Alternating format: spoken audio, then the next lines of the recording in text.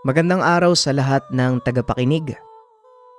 Dahil sobrang daming nagre-request, nag-restock na ako ng sizes ng Salvame t-shirt, JD t-shirt, at meron na ulit tayong gabunan hoodie na color black, gabunan hoodie na color white, at ang pinakabagong hoodie natin, Beast Mode hoodie. Nariyan sa screen ang samples ng pictures at kung sakaling gusto nyong umorder, nariyan ang link ng Shopee sa ibaba. At para naman sa international shipping, nariyan ang link ng Facebook page. Muli dahil sobrang daming nagre-request ng restock, nariyan na. Paunahan na lang. Maraming salamat.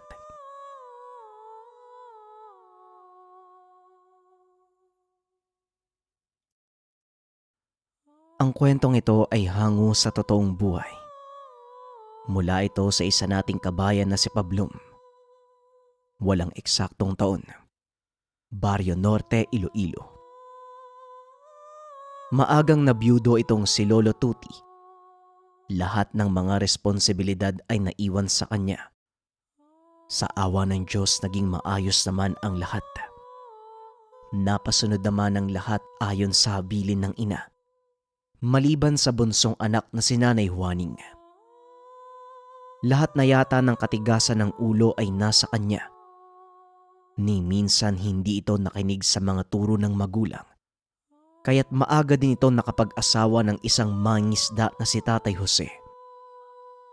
Kahit pa nung una, ayaw pumayag ng ama na mag-asawa ito sa edad na 14.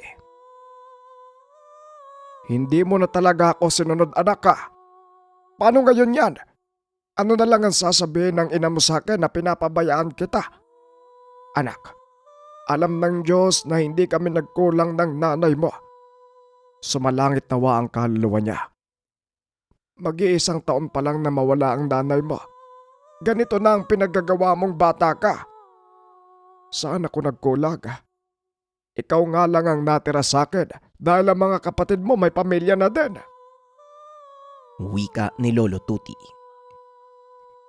Eto naman si tatay. Malaki na ho ako. Saka kasama ko po si Jose.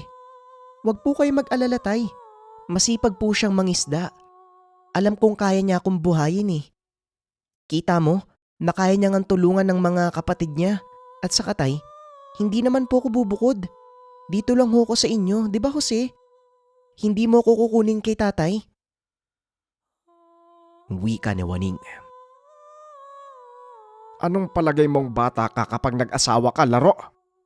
Saka ano na lang ang sasabihin ng mga kapatid mo pag nagkataon?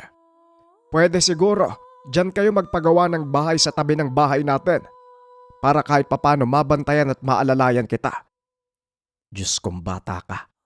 Hindi ka man lang nagpaalam na magbubuntis ka na. Anong sasabihin ng mga kuya mo? Wika ni Lolo Tuti. Huwag po kayo mag-alala. Hindi ko naman po papabayaan si Waning. Kaya po nandito ko para patunayan na malinis ang intensyon ko.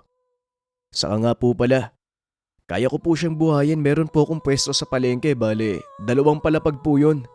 Bahay po ang itaas, at yung baba naman po tindahan ng isda. Bala ko po sana doon eh. Doon ko po iuwi yung mag-ina ko.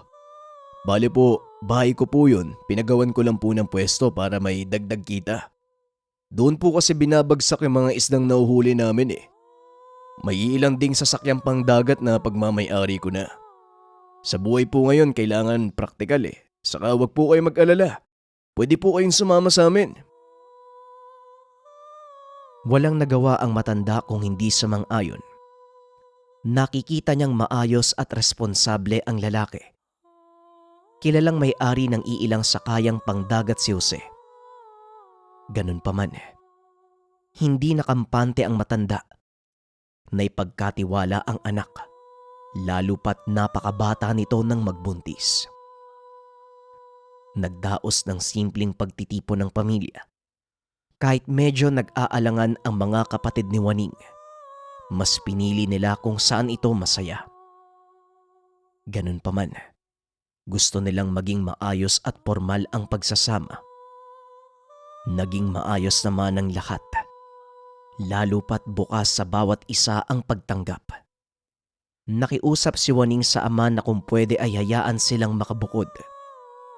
Gusto ng mga itong mapakita na kaya nilang tumayo na hindi nakadepende sa pamilya.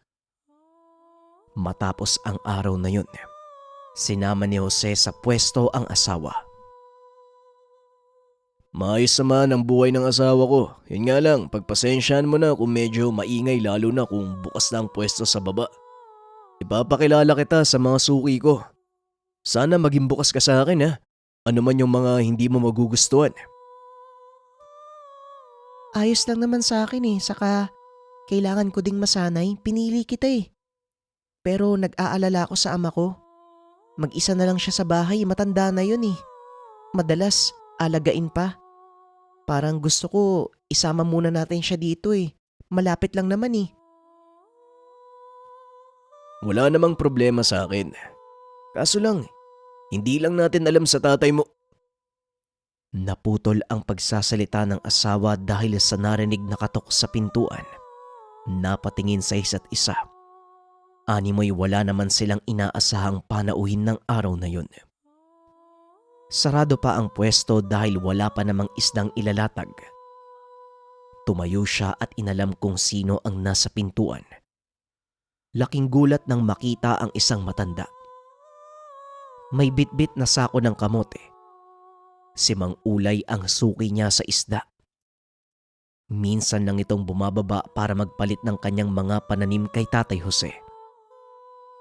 Nagkataong sarado ang pwesto. Kaya kinatok na lang ng matanda ang bahay niya. Nasanay itong laging bukas ang pwesto ni Jose sa kanya.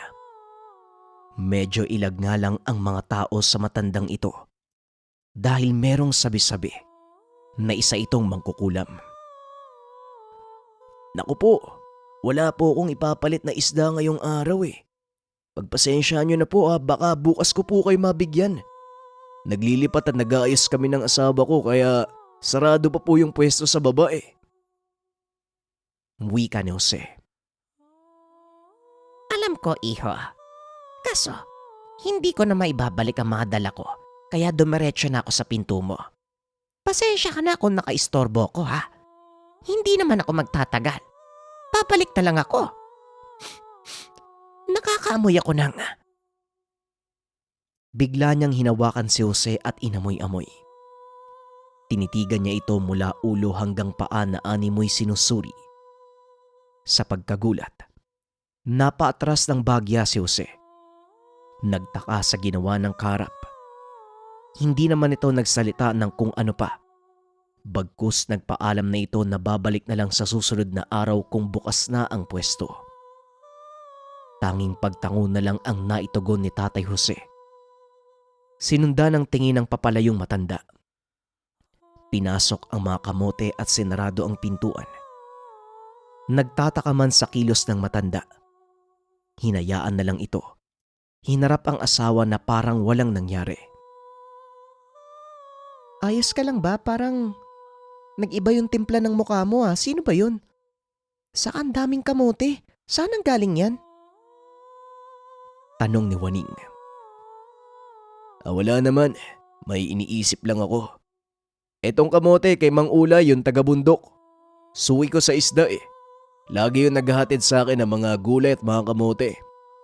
Ipapakilala sana kita kaso parang nagmamadali Nga pala, ayos lang ba sa'yo na maging katulong kita minsan sa pwesto? Saka pag nagpapalaot ako, pwede mo namang isama ang tatay mo dito. O hindi kaya naman, ihahatid kita sa inyo. Hindi naman ako gabi sa laot Pero alam mo na, hindi kasi iisang bangkang pagmamay-ari ko kaya kailangan nakakasama nila ako. Wika ni Jose. Ganun ba? Ayos lang naman sa akin, wala namang problema. Saka kaya ko naman siguro kausapin si tatay na samahan ako. Nga pala, ikaw lang ba talaga yung namamalakad dito? Yung mga kapatid mo hindi tumutulong? Tanong ni Waning. Sa akin to Hindi pa mana kaya ang mga kapatid ko nagpupunta lang dito kapag may kailangan. Nasanay din ako at bukas naman ang lahat para sa kanila. Kaso walang hilig sa pangingisda yung mga yun Napatango ang asawa. Buong araw silang nag-ayos ng gamit. Hindi pa naman ganon kalaki ang tiyan ng asawa. Sobrang maselan ito lalo na sa pang-amoy. Kaya labis ang pag-iingat ni Jose. Lalo pat unang anak niya ito sa pinakamamahal na asawa. Maayos naman ang lahat. Masipag sa paghahanap buhay itong si Jose. Hindi man araw-araw na lumalaot, marami pa ring binabagsak na isda sa kanyang pwesto. Kahit buntis ay nakakatulong naman ang asawa. Akala nila'y magiging maayos ang lahat. Pero ang hindi nila inaasahan, ang malaking problemang kakaharapin dahil lamang sa maselang pagbubuntis. Magtatanghali nang dumating at may bitbit na mga gulay si Mang Ulay para sana ipagpalit sa mga isda. Nilapag nito sa tapat ng pwesto ang daladala. Tumayo at sinisipat kung nasaan si Jose. Si Juaning ang nagbabantay ng mga oras na yon at nasa laot pa ang asawa. Nilapitan niya ang matanda. Sinita kung bakit hinarang sa tapat ng pwesto ang mga gulay. Akala niya kasi ay tatayo lamang ito at manggugulo. Tanda, bakit dyan mo naman nilagay yung mga gulay mo? May mga bumibili oh. Nakaharang ka sa daan eh. Mawawalan ng gana yung mga mamimili kasi humaharang ka dyan. Ang baho! Wika ni Juaning. Wala ba si Jose? Ay iha, pasensya ka na. Ako nga pala si... Pasensya. Hindi ako bibili ng gulay mo. Saka ang baho, naligo ka ba? Umalis ka na nga, baka malasin yung mga paninda ko eh. Kapag hindi ka umalis dyan, tatawag ako na magpapaalis sa'yo. Nakakaistorbo ko eh. Wika ni Juaning. Magaspang ang ugali mo, iha. Magdahan-dahan ka dahil hindi mo kilala ang kaharap mo. Wala pang tao na gumanyan sa akin dito. Kung ako sa'yo, ngayon palang humingi ka na ng tawad. Baka hindi ko mapigilan ng sarili ko. Nanlaki ang mga mata ng matanda na animoy galit na galit. Gustuhin niya man pakalmahin ang sarili. Dahil sa kaharap nakapagbitaw ito ng isang malutong na salitang Latin na kung saan malaki ang epekto sa taong paparatingan. Napapitlag ang dalaga na animoy may sumipa. Napakunot ang noo. Nung tignan muli ang matanda, biglang naglaho sa paningin niya. Napaupo siya ng may kung anong naramdaman sa katawan. Hindi man lang ito inaasahan. May ilang buwan pa bago ang panganganak. Naisip niya na baka kabag o hindi kaya gutom dahil hindi pa siya nakakakain hanggat hindi kasama ang asawa. Dahil masama na ang pakiramdam ng mga oras na yun, hindi na muna siya masyadong kumilos. Wala naman masyadong bumibili ng mga oras na yun, kaya naupo lamang siya sa gilid. Hapon na nang dumating ang asawa na nagtataka dahil may mga gulay sa tapat ng pwesto. Magtatanong pa sana ang asawa nang makita niyang namumutla ito na animoy nausog sa gilid. Dali-dali niya itong binuhat at pinapasok sa tahanan. Magtatanong pa sana nang biglang sumuka ang asawa. Sa pagkataranta, kumuha ito ng maligamgam na tubig. Pinainom sa asawa. Iniisip na baka napagod ng asawa kung kaya't nagkaganito. Pero imbis na bumuti ang asawa ay mas lalo pa itong nahilo nang malanghap ang amoy ni Jose na galing sa paghakot ng isda. Ay naku, pasensya ka na mahal, ang baho ko nga pala. Sandali lang ha, magbibihis lang ako. Ano ba kasing nangyari sa'yo? Bakit ka nagkaganyan? Tawagin mo si tatay. Parang may kung ano sa tiyan ko, parang hinahalongkat eh. Dalin mo ko sa kanya at sa... Hindi na natapos ang pagsasalita nang bigla itong nahimatay. Sumigaw sa labas ng bahay si Jose. Nahingi ng tulong sa mga kalapit na pwesto. Agad naman silang inalalayan ng mga kakilala dahil malayo ang ospital. Sa sentro ng barangay nila ito dinala, malapit sa pwesto ng bahay. Mabuti na lamang at may nakatoka at kagad silang inasikaso. Inilapag ang asawa sa higaan. Waning naman, ano bang nangyari sa'yo? Tulungan niyo po ako. Pakiusap, tulungan niyo po kami. Ay sir, paanong hindi sasama yung pakiramdam ng asawa mo? Ang lansa po ng amoy niya. Magpalit na ho muna kayo. Ako na pong bahala sa kanya. Nahilo lang yan dahil sa mga naaamoy niya. Buntis baka mo yan. Baka sa paglilihi. Saka magsuot ka ng damit. Ay kitang-kita ang buong katawan mo eh. Sige na, magbadali ka na, padilim na. Darating na din ang mga kasama ko. Huwag kang mag-alala. Kami nang bahala sa kanya. Diyan lang naman ang bahay mo sa kabilang kanto, di ba? O sige na, bumalik ka kaagad. Kahit nag-aalangang iwanan ang asawa, kagad siyang umuwi ng tahanan. Hindi niya na nga namalayang nasa bahay na siya. Napahinga ng malalim at inayos ang sarili. Naisip niya rin na puntahan ang ama ng asawa. Ilang sandali pa ang lumipas. Nagbitbit ito ng iilang gamit ng asawa. Palabas na sana nang makita muli ang supot ng mga gulay na nasa tapat mismo ng pwesto. Kung kaya't kinuha niya ito at pinasok sa loob. Naisip niya kung nadaan kaya ang matandang ulay. Ganun pa man, hindi niya muna ito pinagtuunan ng pansin. Bagkus ay nagmadali na itong marating ang bahay ng biyanan. Hindi naman gaano kalayo ang nilakad. Malayo pa man ay sumisigaw na siya. Para kang hinahabol ng kung ano Na paano ka? Nasaan ang asawa mo? Wika ni Lolo Tuti. Nasa sentro po ng barangay. Sumama po yung pakiramdam niya eh. Sinugod ko po dun. Halina po kayo, baka hanapin niya po ako eh. Wika ni Jose.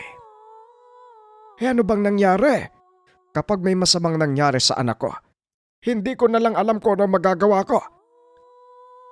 Nagmadali silang marating ang sentro. Laking pasasalamat nila dahil inaasikaso na ang asawa. Maayos na ang lagay. Nakaupo na ito na animoy walang nangyari sa kanya. Nilapitan siya ng ama at niyakap. Nagtanong ang ama kung bakit ganon ang nangyari sa kanya. Pinaliwanag niya ang nangyari. Napayak ito nang mapagtanto na mali pala ang naging trato sa matanda. Hindi niya sigurado na may kung ano itong ginawa sa kanya. Magpapatawag ba tayo ng albularyo? Kasi hindi ka na lang humingi ng tawad eh. Alam mo palang ikaw ang may mali. Wag na po tay, maayos na po yung pakiramdam ko. Ewan ko po ba? Alam niyo naman po minsan yung ugali ko eh. Ang sabi po nung tumulong sa akin kanina, kailangan ko daw po magpasuri para matiyak yung kaligtasan ng bata. Wika ni Juana. Sabi ko na nga ba eh. Yung mga gulay, siya may dala nun, di ba? Siya yung nagdadala sa atin ng mga kamote. Hindi man lang kita naipakilala. Sana hindi na umabot sa ganito eh. Mabait yun. Matagal ko nang suki yun sa pwesto eh. Hihingi tayo ng tawad sa kanya.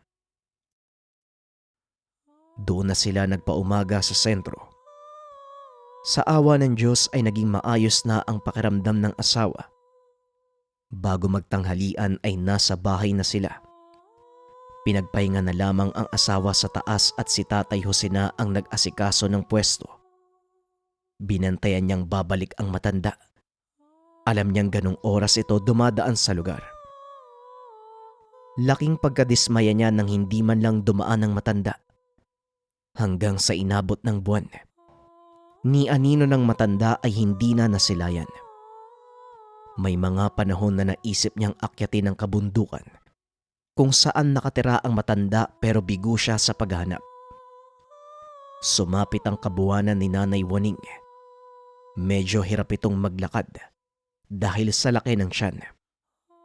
Ganon pa man, dahil sa alalay ng asawa at ama.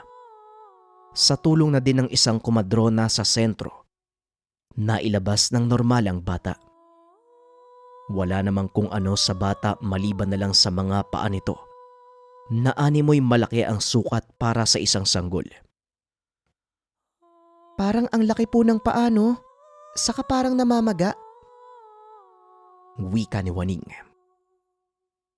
Ganyan talaga pag sanggol. Pag lumaki yan, magiging maayos din ang lahat. Ang importante, ligtas kayong dalawa. Huwag niyo na muna masyadong pinoproblema yung ganyan. Wika ni Lolo Tuti. Tama ang tatay mo, Waning. Naku, ang gwapo ng anak ko ah. Magandang pangalan ng Pablom. Magiging swerte ang batang to. Kaawaan nawa tayo ng Diyos. Mabilis na lumipas ang panahon. Nag-umpisa ng maglakad ang bata. Ang ipinagtataka nila, sa tuwing susuotan ng tsinelas o sapatos, palaging namamaga ang mga paa. Biglang lolobo na parang inipit. Pinatingin nila sa mga doktor, ngunit bibigyan lamang sila ng panandaliang lunas at babalik muli ang pamamaga. Naisip nilang ipatingin sa isang manggagamot. Ayon sa albularyong nagsuri sa lagay ng mga paa ng bata, gamit ang pagtatawas, isang sumpang walang lunas ang dumapo. Ipagpasalamat na lang daw ng pamilya na hindi sobrang lala. Marahil ay gusto lamang ng taong nagsumpa na magbigay ng leksyon sa taong nagkasala. Sinabihan sila na mag-alay ng sagrado para sa kaluluwa na nagsumpa sa bata. Dahil ayon pa dito, pumanaw na ang may gawa ng sumpa. Namatay na? Paano niyo po nalaman? At saka, matagal na po naming hinahanap si Mang Ulay para po manghingi ng tawad sa kanya. Wika ni Jose. Hindi ko kilala ang sinasabi mo, iyo. Ako'y bumabatay lamang sa mga nakikita ko sa pagtatawas. Ganun pa man, walang mawawala kung gagawa tayo ng sagradong pag-aalay. Kasama na doon ang mga proteksyon at pagtaas ng dungan. Hindi man mabalik sa normal ang mga paa ni Pablo, pero nakakasigurado ako, mababawasan ko anuman ang pananakit sa katawan ng bata. Sumang-ayon ng pamilya sa sinabi ng manggagamot. Lahat gagawin para lamang mapabuti ang kalagayan ng bata. Sa kasalukuyan, hindi man lang nakapagtapos ng elementarya si Pablom dahil sa panunukso ng mga kaklase. Nagkaroon pa ito ng 2 babaeng kapatid. Sa awa ng Diyos ay normal ang mga ito. Ganun pa man, hindi siya nagtanim ng kung anumang galit sa magulang nang malahad sa kanya ang kwento. Bagkus ginamit niya pang aral upang hindi maulit ang anumang masamang pangyayari. Naging maayos ang buhay dahil sa swerteng hatid nito sa hanap buhay ng ama. Sa pangkasalukuyan ay may sarili itong pamilya. Naibahagi niya ang kwentong nailahad ng magulang upang mapagpulutan ng aral. Lagi niya itong nalalahad sa tuwing may nagtatanong kung bakit nagkaganon ang kanyang paa. Maraming salamat sa pakikinig ng ating kwento. Malinaw yung mensahe ng storya. Mag-ingat sa mga ginagawa o sasabihin sa kapwa natin dahil anumang oras pwede yang bumalik sa atin. Muli maraming salamat. Paalam.